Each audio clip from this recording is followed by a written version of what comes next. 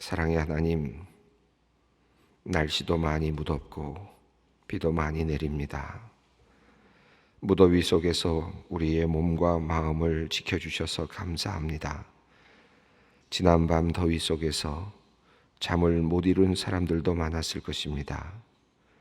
그래도 새날을 주시고 피곤한 몸이지만 주님께로 나와 찬양하며 말씀을 듣게 하시니 이 또한 감사합니다. 하루하루 사는 것이 은혜요, 오늘이 있다는 것이 기적임을 느낍니다. 수 없는 이들이 오늘도 세상을 떠나고 수 없는 아이들이 오늘이라는 이 세상에, 이날에 이 세상에 태어납니다. 우리의 손으로 할 수 없는 일들이, 우리의 힘으로는 할 수 없는 일들이 오늘도 수없이 여기저기에서 일어납니다. 모두 하나님의 손길과 섭리 안에 있는 것임을 고백합니다. 하나님, 오늘 하루도 주님께 모두 맡깁니다. 하나님의 선하신 손길로 우리의 걸음과 생각을 인도하여 주시옵소서. 우리의 힘과 방패가 되시는 하나님, 우리가 하나님의 보호 아래 있기에 참된 행복과 기쁨을 누리고 안전하게 살아갈 수 있음을 압니다. 그러나 주님, 우리는 연약하고 어리석어서 뜻하지 않은 문제를 만나거나 급한 순간에는 당황하기도 하고 두려워하기도 합니다. 그럴 때면 그렇게 좋아 보이고 든든해 보이던 우리의 믿음은 어디로 사라졌는지 찾을 수가 없습니다. 의심이 생겨나고 불안함이 더해집니다. 그리고 하나님의 말씀을 따라 살기보다는 세상의 방법으로 문제를 해결하려고 합니다. 하나님, 우리의 부족함과 믿음 없음을 긍휼히 여겨 주시옵소서. 어려운 문제를 만날 때마다 더 큰 믿음으로 주님께 응답할 수 있는 참된 주님의 자녀들이 되게 하여 주시옵소서. 하나님, 이 나라와 민족을 위하여 기도합니다. 최근 한일 관계의 악화와 한반도를 둘러싼 국제 관계들로 인하여서 모든 국민들의 한숨소리가 곳곳에서 들려옵니다. 불안과 무력감으로 힘들어하는 이들이 많습니다. 주님이 세우신 대통령과 위정자들이 이 위기를 잘 풀어나갈 수 있도록 그들에게 지혜를 더하여 주시옵소서. 온 국민이 한마음 한뜻으로 어려움을 잘 극복할 수 있도록 주님께서 역사하여 주시옵소서. 이 위기가 우리 자신을 돌아보는 귀한 계기가 되게 하시고 새로운 성장의 기회가 되도록 주님께서 이 위기를 복으로 바꾸어 주시기를 기도드립니다. 이 일로 인하여 대한민국 안의 통합과 화합, 그리고 상생의 모습이 새롭게 그리고 왕성하게 일어나게 하여 주시옵소서. 소망교회를 사랑하시는 하나님, 소망교회를 위하여 기도합니다. 이 교회가 하나님의 진리의 말씀 위에 견고하게 세워지게 하여 주시옵소서. 주의 말씀이 바르고 은혜롭게 선포되는 교회, 사랑과 섬김과 나눔을 실천하는 교회, 하나님께 온전한 예배를 드리는 교회가 되기를 원합니다. 우리 소망교회가 복음의 본질에 대하여는 단호함으로 한 마음이 되게 하시고 복음의 비본질적인 요소들 앞에서는 평안하고 자유롭게 하여 주시기를 기도합니다. 하늘나라에 가는 그날까지 서로를 위하여 기도하며 서로를 위하여 사랑하고 희생하는 교회, 그리고 어렵고 가난하고 힘들어하는 이웃들을 가슴 깊이 따뜻하게 대하여 섬기는 그런 교회가 되게 하여 주시옵소서. 우리의 자녀들을 위하여 기도합니다. 엄마 아빠를 따라 교회에 나와 믿음을 가진 어린아이들을 위해 기도합니다. 이 아이들이 자라나는 동안 하나님의 각별하신 보호하심과 섭리 가운데 이 아이들이 잘 자라나게 하여 주시기를 간구합니다. 주님을 두려워할 줄 아는 우리 자녀들이 되게 하시고 무엇이 참다운 지혜인지를 고민하고 배우고 믿는 귀한 주님의 아이들이 되게 하여 주시옵소서. 그들에게 분별력을 주시고 옳은 것에 대하여 당당히 말하고 지킬 수 있는 용기와 힘을 주시옵소서. 늘 주어진 것에 감사하며 가진 것을 나눌 줄 알게 하시고 배움의 즐거움을 경험케 하여 주시옵소서. 좋은 친구들과 좋은 선생님들 만나게 하여 주시고 그들의 지식뿐만 아니라 바른 인성과 덕성도 잘 쌓아갈 수 있도록 주님 역사하여 주시옵소서. 무엇보다도 우리가 속한 공동체 안에서 예수 그리스도의 제자답게 행동하며 살아가는 우리 모두 또한 우리들의 자녀들이 되게 하여 주시옵소서. 생명의 주인 되신 하나님, 육신의 질병으로 고통 중에 있는 성도들을 위하여 오늘도 기도합니다. 비록 아픈 몸으로 맞이하는 아침이지만 오늘도 변함없이 태양이 떠오르는 것처럼 하나님의 크신 사랑이 여전히 우리를 비추고 있음을 기억하게 하여 주시옵소서. 그리하여 고치시고 회복시키시는 하나님을 의지하며 하루를 시작하게 하여 주시옵소서. 수시로 찾아오는 절망과 우울함을 잘 이겨내게 하여 주시고 불안과 두려움을 나사렛 예수 그리스도의 이름으로 물리치게 하여 주시옵소서. 치료의 과정이 의료진의 판단과 손에 있는 것처럼 보여도 우리의 생명은 오직 주님 손에 달려있음을 믿음으로 고백합니다. 약함 가운데서도 주님을 향한 신뢰가 끝까지 이어질 수 있도록 주님 그들을 강하게 붙들어 주시고 어제보다 조금 더 회복되는 오늘이 되게 하여 주시옵소서. 하나님, 방학 중 한국을 방문하였다가 외국에 있는 학교로 돌아가는 자녀들이 있습니다. 또 새로운 진학을 위해 타국으로 나가는 자녀들도 있습니다. 주님, 소망의 자녀들을 붙들어 주시고 이들의 학문이 나만을 위한 학문이 되지 않게 하시고 다른 이들을 부요하게 하고 생명을 살리는 학문이 되게 하여 주시옵소서. 무엇보다 외국에서 학업을 감당할 수 있는 힘과 지혜와 능력을 주시고 좋은 스승과 친구들을 만나 외로움도 이겨내고 많은 것을 배우고 성장하는 우리의 자녀들이 또한 되게 하여 주시옵소서. 사랑의 하나님, 시험관 시술로 고대하던 임신 소식을 들었으나 얼마 되지 않아 유산한 젊은 가정이 있습니다. 그 상심으로 많이 힘들어합니다. 이 부부가 주님을 향한 신뢰를 결코 놓지 않게 하시고 실망치 않게 하시고 다시 일어나 선하시고 온전하신 하나님의 능력을 힘있게 하여 주시옵소서. 그들이 고대하고 주님께 기도하는 그 기도가 응답되는 역사가 있게 하여 주시옵소서. 하나님, 이제 말씀 앞으로 나아갑니다. 오늘도 우리에게 말씀하실 하나님을 기대합니다. 말씀을 통하여 우리 자신 돌아보고 새롭게 결단하는 시간 되게 하여 주시옵소서. 우리의 생각과 마음이 온전히 주님께만 집중되기를 원합니다. 성령께서 역사하여 주시옵소서. 우리 주 예수 그리스도의 이름으로 기도 올리옵나이다. 아멘. 오늘 하나님께서 주시는 말씀입니다. 출애굽기 21장 12절로 17절까지 말씀입니다. 출애굽기 21장 12절로 17절까지 말씀입니다.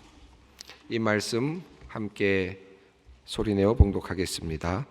사람을 쳐 죽인 자는 반드시 죽일 것이나 만일 사람이 고의적으로 한 것이 아니라 나 하나님이 사람을 그의 손에 넘긴 것이면 내가 그를 위하여 한 곳을 정하리니 그 사람이 그리로 도망할 것이며 사람이 그의 이웃을 고의로 죽였으면 너는 그를 내 제단에서라도 잡아내려 죽일지니라. 자기의 아버지나 어머니를 치는 자는 반드시 죽일지니라. 사람을 납치한 자가 그 사람을 팔았든지 자기 수하에 두었든지 그를 반드시 죽일지니라. 자기의 아버지나 어머니를 저주하는 자는 반드시 죽일지니라. 아멘. 어제도 좀 부담스러운 말씀이었는데 오늘은 조금 더 부담스러운 말씀입니다. 죽이라는 얘기만 나와 있습니다. 오늘 내용은 네 가지 사람을 사형에 처하는 네 가지 경우를 말하고 있습니다. 하나님께서 십계명을 말씀하시면서 살인하지 말지니라 라고 말씀을 하셨는데 살인하지 말지니라 라는 말씀 속에서 예외가 되는 규정이라고도 할 수 있겠고 한편으로 보면 모순이 되는 말씀처럼 보이기도 하는 그런 말씀입니다. 살인하지 말지니라 라고 말씀하셨는데 결과적으로는 죽일지니라 라고 하는 말씀이 오늘 말씀이거든요. 그러니까 이것을 어떻게 이해할 것인가. 살인하지 말지니라 라는 말씀, 그러나 또 살인한 자들을 그런 어떤 종류의 사람들은 죽이라라고 하는 하나님의 말씀이 둘로 지금 어떻게 보면 이율 배반적인 말씀이죠. 그러나 우리가 이 말씀의 의미를 어느 정도는 말로 특별하게 명료하게 표현할 수는 없지만 이 죽이라는 명령이 무슨 말씀이다 하는 것은 어느 정도 우리가 이해가 됩니다. 어찌 보면 이 살인하지 말지니라라는 그 명령을 지키게 하기 위한 고육책이라고도 할 수 있겠죠. 그렇죠? 살인하지 말지니라라는 그 명령을 지키기 위하고 또 그것이 유지되게 하기 위한 또 다른 하나의 해결책이 죽일지니라라고 하는 그런 명령입니다. 그래서 이 말씀은 살인하지 말지니라라는 말씀 우리가 해석을 해보면 지난번에 제가 말씀드렸습니다마는 이 말씀은 인간의 가장 기본적인 권리를 지키게 하시기 위한 하나님의 의도고 배려다라고 말씀을 드렸죠. 살인하지 말지니라라는 말을 거꾸로 살인해도 될지니라라고 말씀하셨다면 이 세상이 어떻게 되었겠습니까? 끊임없이 죽고 죽이는 삶 속에서 인류는 멸망하고 말았겠죠. 다시 말하면 살인하지 말지니라라는 말씀은 인류를 보존시키고자 하시는 하나님의 뜻이 있는 거거든요. 그래야 인간이 살아가고 인간이 안전하게 이 세상 속에서 자신의 생명을 누리고 자신에게 주어진 소명을 달성할 수 있죠. 그러니까 살인하지 않아야 되는 것은 하나님의 생명, 주신 생명이 유지되기 위한 굉장히 중요한 그 과제입니다. 자, 그런데 살인한 사람들, 오늘 12절을 먼저 한번 읽어보겠습니다. 12절을 먼저 읽고 말씀드리죠. 사람을 쳐 죽인 자는 반드시 죽일 것이나 이렇게 되어 있습니다. 자, 그런데 살인하지 말라 하는 말을 했는데 그런데 사람을 죽인 자가 있을 때는 이렇게 되는 겁니다. 사람을 쳐 죽인 자는 반드시 죽이라 이렇게 되어 있습니다. 사람을 죽인 자는 살인하지 말라 하는 말을 통해서 우리는 살인하지 않는으로써 나도 살해되지 않는 혜택을 누리는 겁니다. 그렇죠. 보호를 받는 거죠. 살인하지 말지니라라는 말씀을 내가 지킴으로써 나도 살해당하지 않을 사회에서 살 수 있는 거죠. 좀 어렵습니다만은 그냥 내가 살인하지 않음으로써 나는 살해당하지 않을 권리가 있어요. 내가 그렇게 하지 않았기 때문에. 그런데 내가 어떤 사람을 살해하는 순간에는 하나님의 그 보호하심이 사라진다는 뜻입니다. 그렇죠? 하나님께서 살인하지 말라 하시는 이유는 너도 살해되지 않게 하기 위함이다라는 뜻인데 그 사람이 사람을 살해했다면 그 사람은 살해를 당할 수 있는 그런 위치로 전락된다. 다시 말해 그 보호막이 사라진다. 그런 의미입니다. 자, 그러니까 하나님께서 죽일지니라라는 말씀을 우리가 이해하면서 이제 뒤에도 계속 말씀드리겠습니다만은 하나님의 의도는 죽이라는 의도가 아니라 사실은 죽이지 않는 사회를 만들어야 한다는 것이 하나님의 의도이죠. 자, 그런데 12절에서 아까 조금 전에 읽은 것처럼 사람을 쳐 죽인 자는 반드시 죽일 것이나 이렇게 되어 있습니다. 여기서 쳐서 죽였다. 때려서 죽인다 이런 뜻인데 반드시 때려서 죽이는 것만 의미하는 것은 아닐 것입니다. 그 당시에는 죽이는 방법이 아마 때려 죽이는 방법밖에 별로 없었을 것 같아요. 다른 별로 방법이 없었을 것 같습니다만은 사람을 쳐서 죽인 자는 반드시 죽여야 된다. 이것이 기본적인 하나님의 지금 명령입니다. 네 가지 죽여야 되는 케이스, 사형에 처할 케이스가 나오는데 첫 번째가 12절에, 15절에, 그다음 16절에, 17절에 이렇게 네 케이스가 지금 등장하고 있습니다. 자, 12절부터 13절, 14절은 사람을 죽였을 때 그들을 죽이라라고 하는 그런 명령입니다. 그 내용을 조금 더 살펴보겠습니다. 13절 읽어보겠습니다. 만일 사람이 고의적으로 한 것이 아니라 나 하나님이 사람을 그의 손에 넘긴 것이면 내가 그를 위하여 한 곳을 정하리니 그 사람이 그리로 도망할 것이며. 자, 여기서 사람을 쳐 죽인 자는 반드시 죽일 것이다 라고 했는데 여기서 사람을 쳐 죽인 자 이렇게 되어 있습니다. 사람을 쳐 죽인 자, 여기서 사람은 누구일까요? 그냥 사람이죠. 근데 사실 이 성서학자들은 이걸 좀 더 구별합니다. 그 당시에 고대 근동의 문명을 반영해서 구별해 보면 20절을 보고 나서 다시 보면 조금 더 이해가 되는데 한번 20절을 내일 우리가 다음에 나오는 본문입니다만은 다음 장에 보시면 20절을 한번 보시겠습니다. 한번 읽어볼까요? 사람이 매로 그 남종이나 여종을 쳐서 당장에 죽으면 반드시 형벌을 받으려니와. 21절까지 읽어보겠습니다. 그가 하루나 이틀을 연명하면 형벌을 더 면하리니 그는 상전의 재산임이라. 이것도 참 해석하기 어려운 부분인데 어쨌든 여기 보시면 여종, 남종, 이 종들을 가리킬 때는 그들이 죽었을 때는 죽음에 대한 그 형벌이 없는 거예요. 사실은 그런 면입니다. 그렇다면 여기서 나오는 12절에 나오는 사람은 어떤 사람입니까? 남자이고 동시에 자유인, 이렇게 지금 한정되어 있습니다. 이게 그 당시 고대 어떤 문명을 생각하면서 이해할 필요가 있을 것 같습니다. 사람을 쳐 죽인 자는 반드시 죽일 것이다. 그러나 오늘 우리들에게는 뭐 종이냐 또는 가난한 사람이냐 또는 비천한 사람이냐 이걸 가려서 이건 괜찮고 저건 안 된다 이렇게 이해하는 것은 적절하지 않을 것입니다. 여기서 말씀하시는 이 사람은 그냥 모든 인간을 다 포함하는 그런 말씀이라고 보는 것이 좋겠습니다. 13절 이 말씀은 만일 사람이 고의적으로 한 것이 아니라 나 하나님이 사람을 그의 손에 넘긴 것이면 내가 그를 위하여 한 곳을 정하리니 그 사람이 그리로 도망할 것이며. 이렇게 해서 여기 보시면 한 곳을 정한다. 억울한 일을 당하는 사람 어떤 경우에는 특별한 곳에서 죽음을 당하지 않을 수 있는 하나의 공간, 여유로운 공간, 피신의 공간, 도피의 공간을 하나 마련해 주시겠다라는 것입니다. 문제는 나 하나님이 사람을 그의 손에 넘긴 것이다 라는 말이 무슨 말인가 하는 것입니다. 여러분 교재에 있으시는 분들은 45페이지 오른쪽 밑에 부분에 작게 쓰여져 있는 글이 있어요. 제가 한번 읽어드릴 텐데 여러분들도 보시는 분들 함께 읽어도 좋겠습니다. 의도성 없이 살해를 저지른 경우에 관한 표현이다. 이에 대해 여러 해석이 있지만 광의적인 차원에서 온 생명의 주권자가 하나님이심을 설파한 표현이자 한 사회나 국가를 벌하실 때 하나님이 친히 선택한 자가 그 심판을 대행하는 역할을 감당할 수 있도록 역사하신다는 입장으로 풀이할 수 있다. 이렇게 되어 있습니다.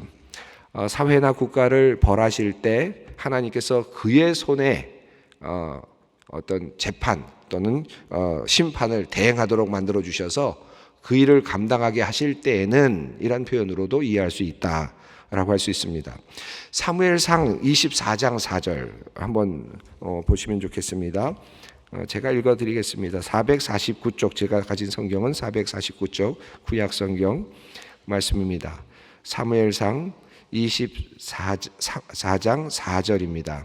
이 장면은 어떤 내용이냐 하면 다윗과 그 사울이 지금 만나는 장면인데 사울이 다윗을 잡아서 죽이려고 쫓아다니는 장면이고 다윗이 엔게디에 숨었다는 이야기를 듣고 사울이 이제 쫓아가다가 갑자기 이제 뒤를 보려고 굴 안으로 들어가는 장면이죠.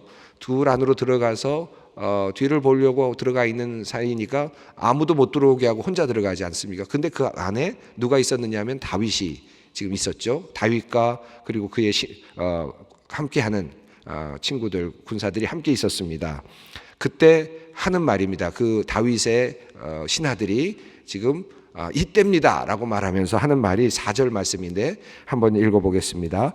다윗의 사람들이 이르되 보소서 여호와께서 당신에게 이르시기를 내가 원수를 내 손에 넘기리니 내 생각에 좋은 대로 그에게 행하라 하시더니 이것이 그날이니이다 하니 다윗이 일어나서 사울의 겉옷자락을 가만히 베니라.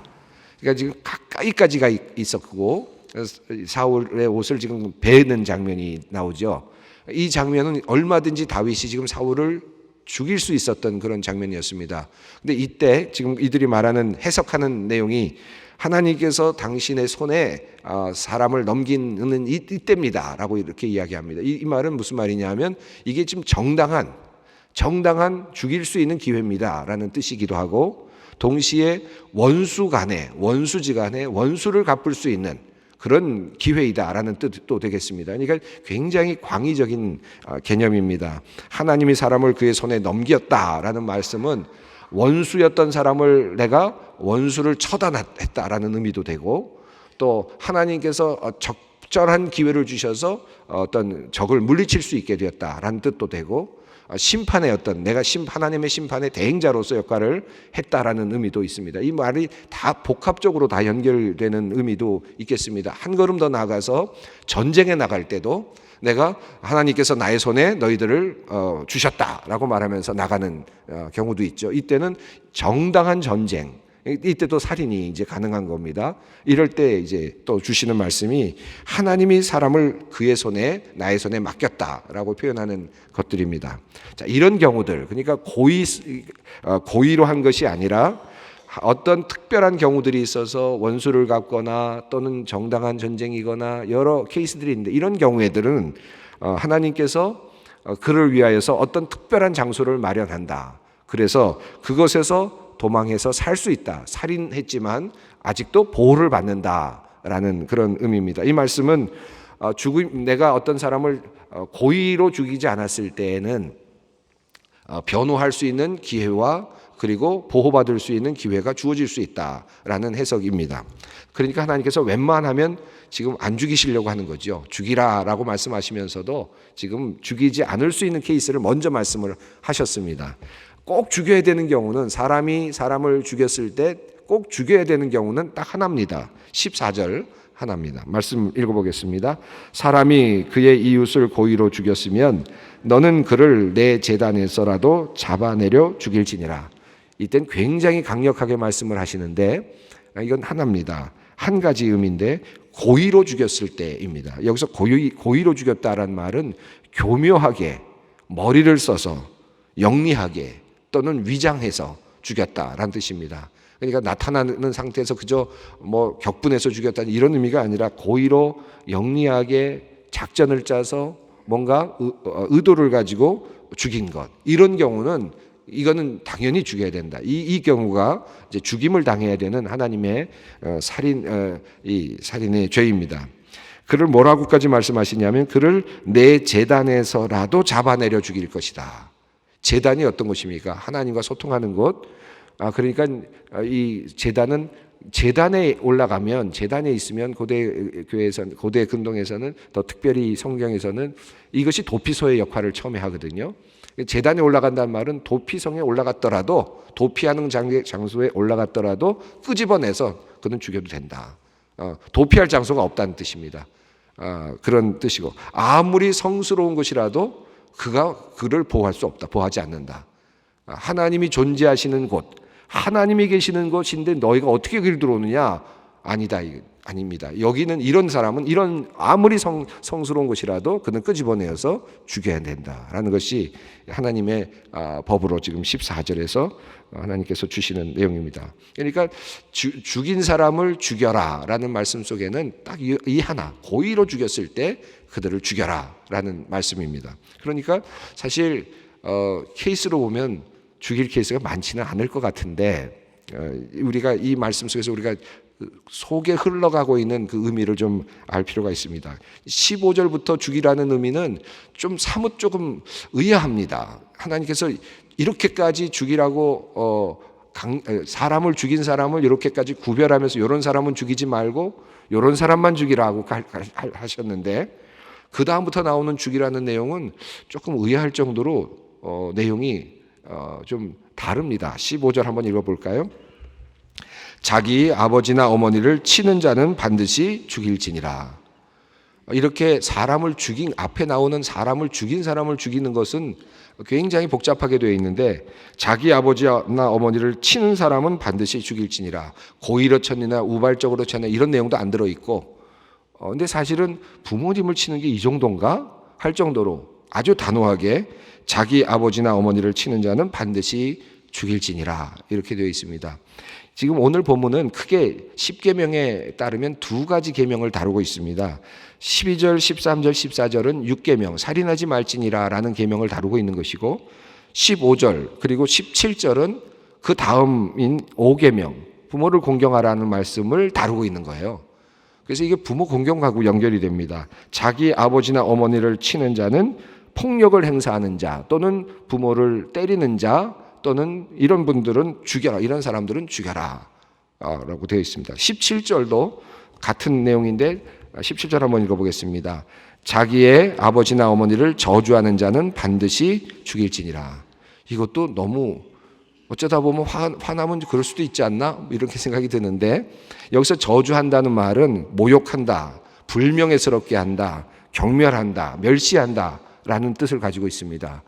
자칫하면 그럴 수도 있지 않을까 하는 생각이 들 정도로 지금 이 표현들이 나오고 있습니다. 폭력 행사하는 것, 저주하는 자, 모욕하고 경멸하는 자, 이 사람들은 그냥 죽이라는 거예요. 이거 너무 가혹하다라는 생각이 들지 않습니까? 16절도 한번 읽어보겠습니다. 사람을 납치한 자가 그 사람을 팔았든지 자기 수하에 두었든지 그를 반드시 죽일지니라. 여기서는 사람을 납치했을 경우에 죽이라는 것입니다.